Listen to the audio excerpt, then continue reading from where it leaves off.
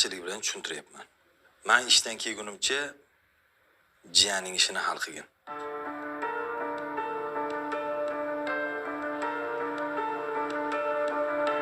Bugunoq ammalari bilan gaplashgin.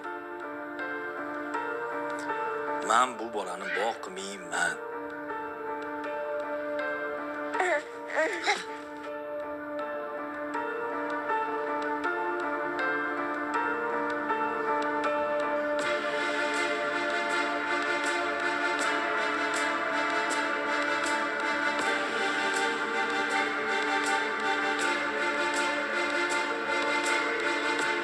Alo, assalomu alaykum.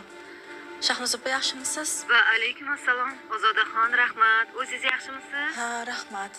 Haligi yodgor masalasida qo'ng'iroq qilgandim. Tinchlikmi? Yodgorjonga nima bo'ldi?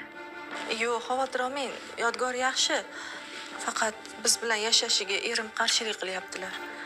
Shunga ozroq siz bilan yashab tursa degandim, opa. Voy, Ozodaxon, men-ku jon deb olib ketardim.